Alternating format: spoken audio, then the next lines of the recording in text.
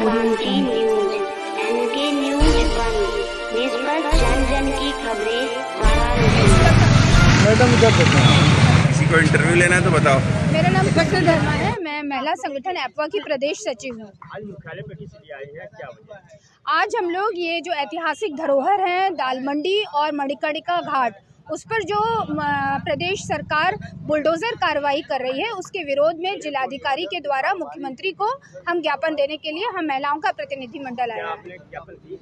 हाँ, हम लोगों ने जिला मजिस्ट्रेट के अलावा उन्होंने ज्ञापन रखा और उन्होंने कहा कि कार्यवाही की आपका संज्ञान में लिया जाएगा ज्ञापन। हिंदू मुसलमान की क्या कहना चाहती हैं? बात है कट करके लीजिए। देखिए, हम ये कहना चाहते हैं कि ये जो डिस्टर्बेंस आ रहा है, जो ऐतिहासिक स्थल है दाल मंडी और मणिकर्णिका, उस पर ये जो बुलडोजर कार्रवाई हो रही है, हम इसका महिला संगठन पूरी तरीके से पुरजोर विरोध करता है। इसलिए कि देखिए, दाल मंडी है एक मुस्लिम बहुल इलाका और वहाँ पर ये बुलडोजर कार्रवाई की जा रही है चौड़ीकरण के नाम पे। गली का चौड़ीकरण नहीं होता, सड़कों का चौड़ीकरण होता है मुख्यमंत्री जी, गली का चौड़ीकरण नहीं होता। और ये जो दाल मंडी है, ये जो है सिर्फ पूर्वांचल का बहुत बड़ी मंडी नहीं है, सिर्फ ये एक सांस्कृतिक और साहित्यिक केंद्र है। यहाँ पर भारतेंदु हरिश्चंद्र और जयशंकर प्रसाद की साहित्यिक कृतियों में इसका उल्लेख मिलता है। मुख्यमंत्री जी, अगर आपने साहित्य पढ़ा होता, अगर किताबें पढ़ी होती, तो आपको ये पता रहता कि बिस्मिल्लाह खां जो शहनाई वादक हैं, उनका एक विशेष जुड़ाव रहा इस दाल मंडी से। इतना ही नहीं, आज़ादी के आंदोलन में दाल मंडी के नागरिकों की एक महत्वपूर्ण भूमिका रही है। ये इस तरह का ऐतिहासिक स्थल है। आज इस पर जो बुलडोज़र कार्रवाई की जा रही है, पूरा व्यापारी वर्ग और पूरा मुस्लिम इलाका और पूरा व्यापारी वर्ग ये आहत है, जनमानस पूरी तरीके से आहत है। इस कार्रवाई को यहाँ स्थानीय जनता बर्दाश्त नहीं करेगी।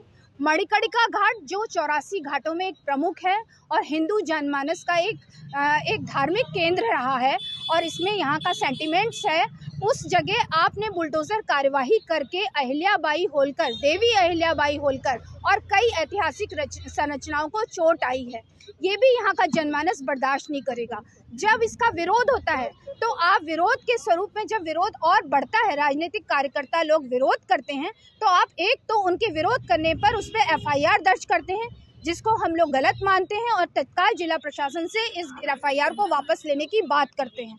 और हम ये भी बात करते हैं कि ये जो आप कह रहे हैं दबाव में आके कि संरक्षण किया जाएगा, तो ये संरक्षण जो है आपको करना पड़ेगा, उन मूर्तियों को पुनर्स्थापित करना पड़ेगा, बुलडोज़र कार्रवाई रोकनी पड़ेगी, जो आपने FIR की है वो FIR वापस लेनी होगी। और ये क्लियर कर रहा है कि मुख्यमंत्री योगी जी ना हिंदू और मुस्लिम दोनों ही का जनमानस आपसे आहत है।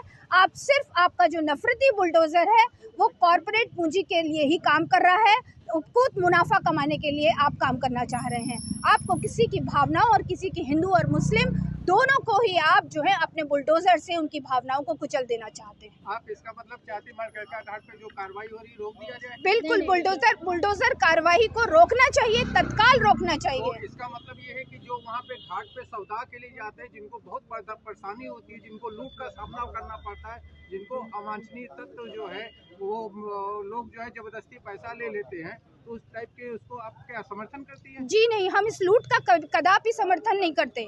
विकास का मॉडल कभी भी बुलडोज़र के सहारे नहीं हो सकता है। ये संवैधानिक कार्यवाही नहीं है, ये पूरी तरीके से गैर संवैधानिक है। अनुच्छेद जो है संविधान का 25 का उल्लंघन है।